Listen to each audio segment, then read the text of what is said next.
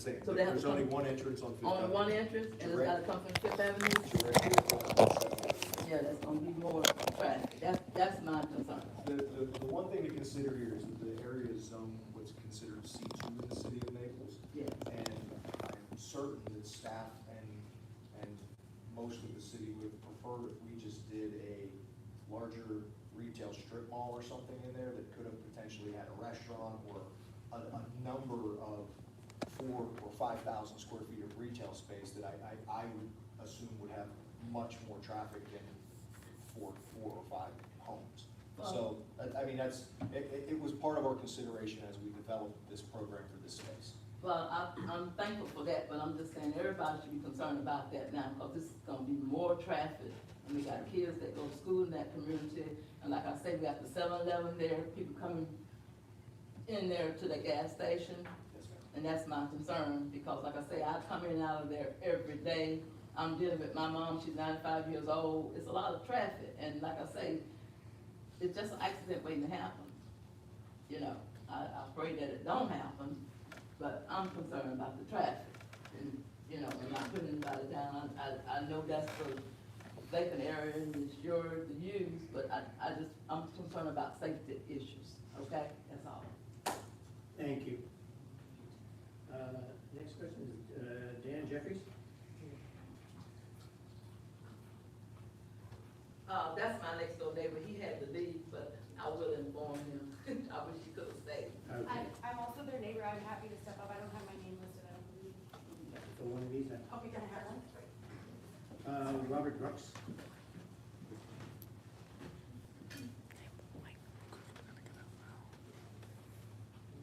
Hello, my name's Robert Brooks. I've lived on 14th Street North for 13 years. I think it's a beautiful development, and the reason I like it, I don't think there's gonna be that much traffic with only 4 or 5 condominium units. Because like the lady before me, I'm worried about that. Because most of these people aren't gonna live here in the summer, and people like this, you know, they don't come back and forth a lot, and it's a beautiful development. And we could get a lot of other things that would be a lot worse than this on that corner. So, I've asked every neighbor I've asked, which is probably 10 people or so. I've asked Mr. Keys, everybody I've talked to has said, yeah, that seems like it might not be a bad thing, because that's a stressed out community on my street. 7 of the houses aren't lived in anymore. So people there are very stressed out, because we got whacked in that storm. But everything she says I appreciate, I think the traffic might be slow, that's why I like it, and it is beautiful. Thank you.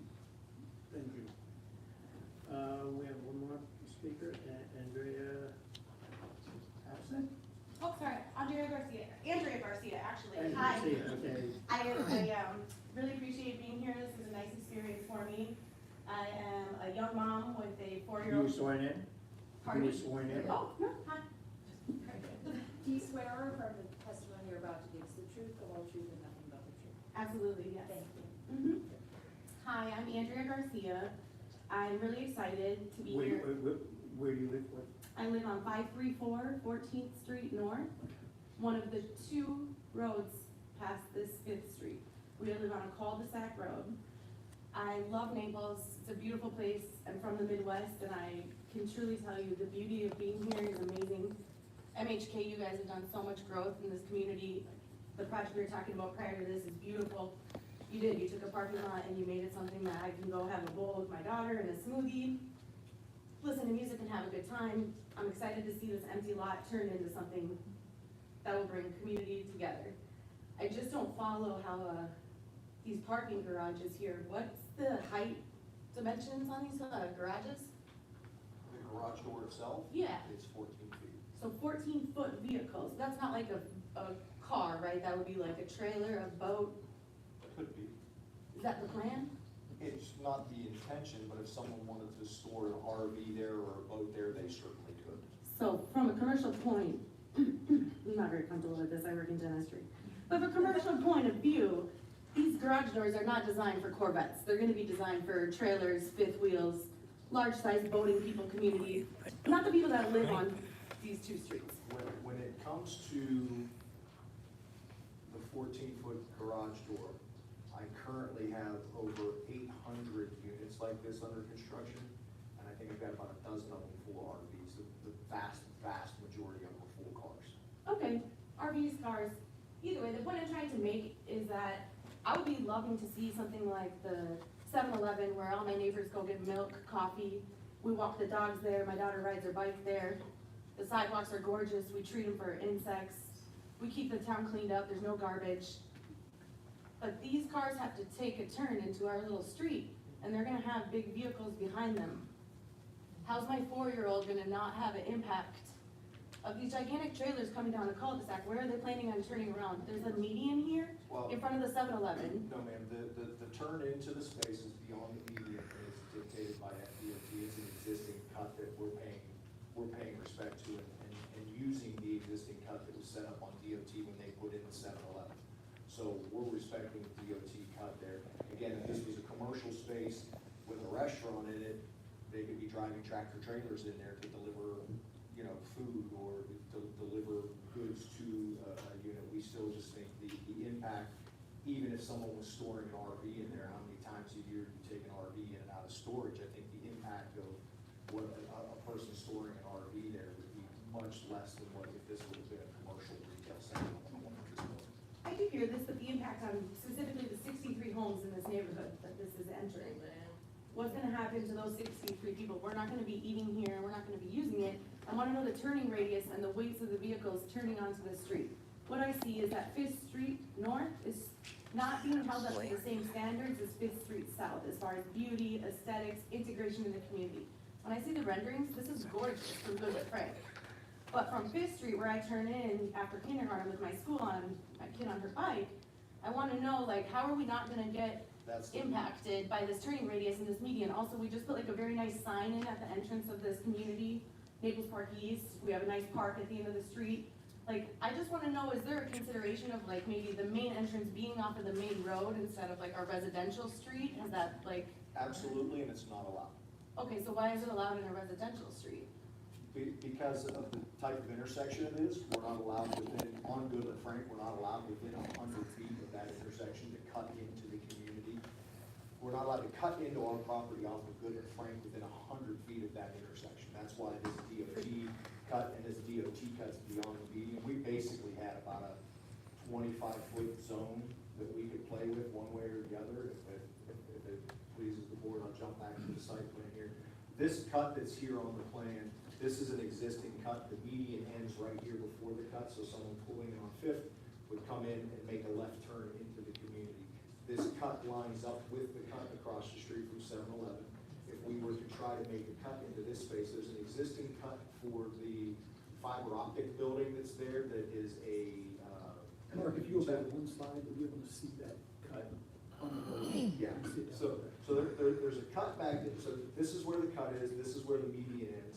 There's actually a cut to get into the next community, so we have to be 50 feet away from that cut and 100 feet away from the intersection on Goodland Frank. So there was no option for us to access this property from Goodland Frank.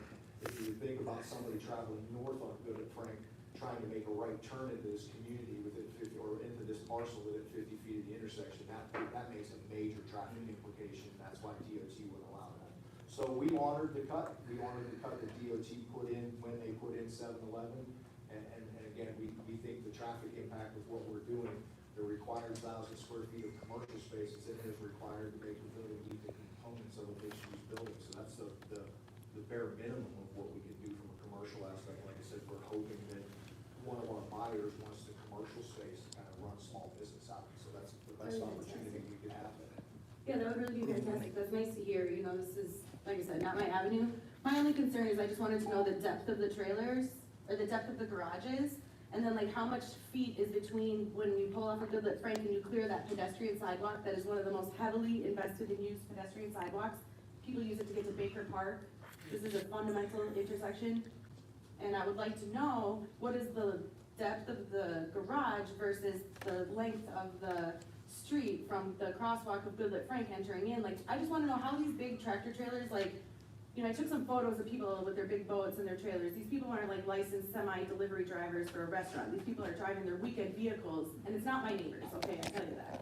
So I'm excited, but I just wanna know how they're gonna turn in there Well, without coming into the neighborhood, turning around in our little St. Anthony's Park, or turning around on our tiny little cul-de-sac roads that are not built for these size vehicles. There's a major parking issue in this community. We have about 6 parking spots.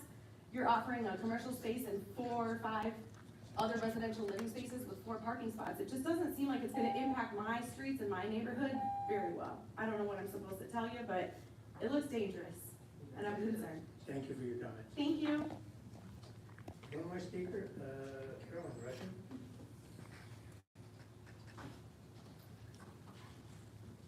Hello. You have to be sworn in.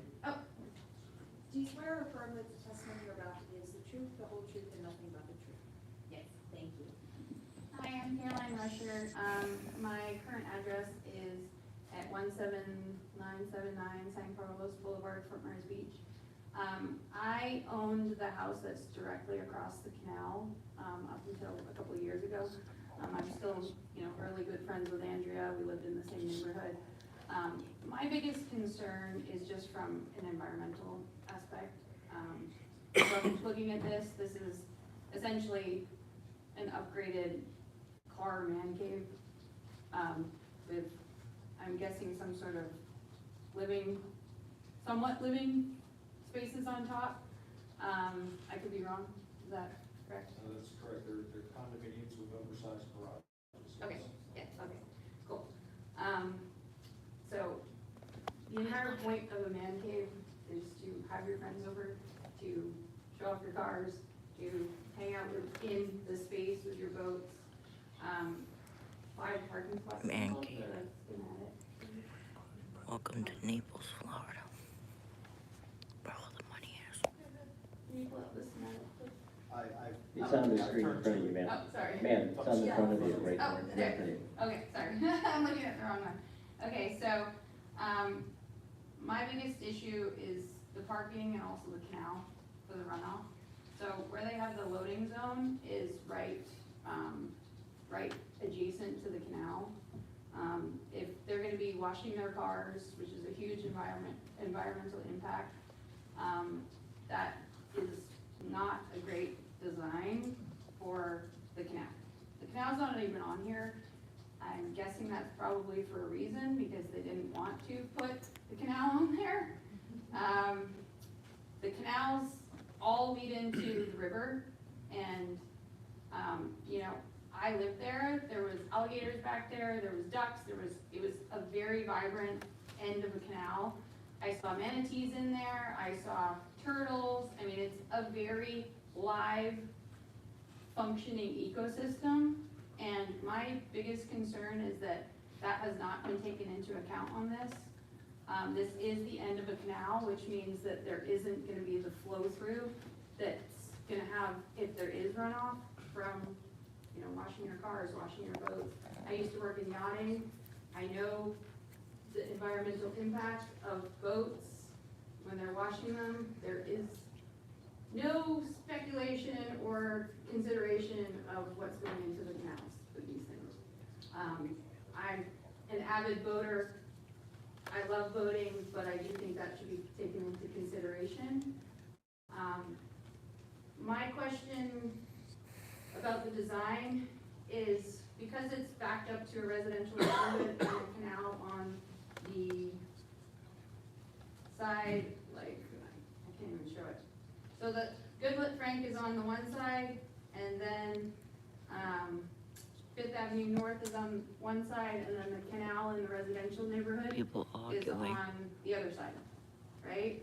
So that seems to be the one that has the least amount of effort put into it as far as design aspect goes, the canal and the residential buffer zone. I think the building looks beautiful from Goodlook Frank and from Fifth Avenue North, but the residential side, there really is no buffer zone. It doesn't look residential on that side. And the canal, there doesn't seem to be any consideration put in for that. So my suggestion would be to move the loading zone to a different area where we're gonna be washing the cars, and make that side that buffers onto the residential zone more residential looking, so that when you're driving towards Goodlet Frank from Fifth Avenue North, that it would be blend into the neighborhood better. And as we all know, this area is growing very fast, it's gonna be changing very fast, and I think the 7-Eleven and this one are kind of the cornerstones for this neighborhood. So if they could incorporate more into the residential side and have concerns for the canal, I think it would help everyone. Would you like me to address that? Yeah. So the canal, if we look at the landscape plan, we do show the canal on there. The canal only comes 25 feet back onto our property. That rear corner is the most elevated corner of the property, so all of our drainage goes away from that corner. We're not draining anything into the canal except the little bit of slope that will have to occur to have the correct grade on this. We are elevating this site quite a bit to get these garages up to DFE, so we do want to keep these above DFE so we don't have to wet for approval. The clientele that we're expecting, the cars that we're expecting in there, we're expecting they're gonna want their buildings above base flood elevation, that's why we elevated that out there. If staff would make the concession, we have absolutely, the loading zone is in there because it's required for the C2 district. We'll eliminate the loading zone if staff would eliminate the loading zone. We only have it there because it's a code requirement. We don't feel we need it.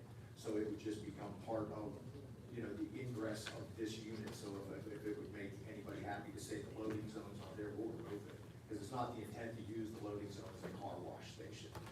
If someone pulled out in front of their garages and was washing a car, the natural grade of the courtyard would bring it down and pick it up in the city waterway, just like if I'm washing a car in my driveway in my neighborhood. So it would go into the storm sewer. Yes. And I think the intent, and correct me if staff, the intent of the loading zone in the commercial area is, you have delivery and pickup, Yes, sir. the UPS truck parks there, takes the UPS packages in its place, doesn't take a parking space, doesn't block fire egress. That's the whole purpose. Yes. And what you have here is more residential than it is commercial. Yeah, and then as far as if you're traveling west on Fifth Avenue North towards Goodland, this is the view you have. We understand there's an eastern portion of the main building back, but we addressed that the first time through.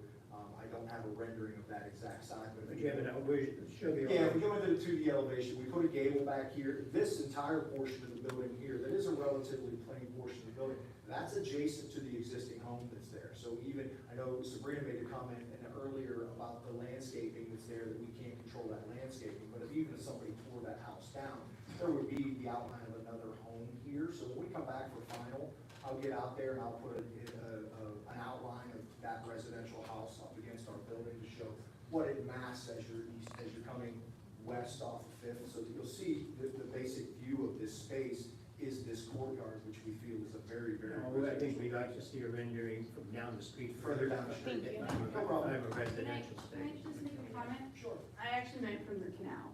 So all of the residential homes are on the canal. So that's where my house was, right across the canal. So the residential part, that's what I meant, Yeah, but that back. not by the road. That back corner is covered by a tree. The majority of our building will be covered there. We're putting in a new, quite large tree there. So there's an existing oak tree that screens that corner. So we think we have. The existing oak tree will remain, that will be remaining and not. You can't speak from the audience. Sorry. Any other comments? I bring it back to the board for additional comments or a resolution. I do want to say, I want to ensure that resident directly to the east of this property does have a substantial buffer. I mean, it is a very tall structure, so, the hollies are great, but if they're especially, it seems like they're going to be down on a lower level from that retaining wall, some height there would be appreciated to ensure that you're doing your best to get that buffer, that We'll residence. work on that, Christian. That's another condition. And there's already conditions in there for fast growing, but we'll address that landscape on the east side. Yeah. And I think it also just, the consideration of especially like an impervious paver would help absorb some of that, if there are people washing cars and things in there, but I think if, not necessarily the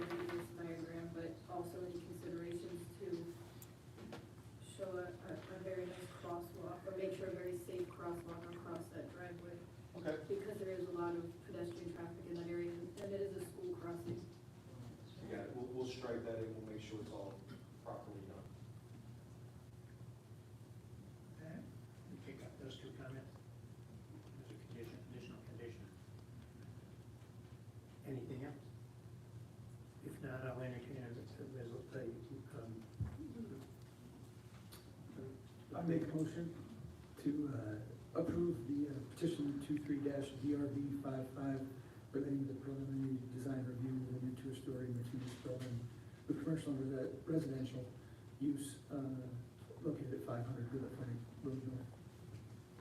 Your second, I second. roll call.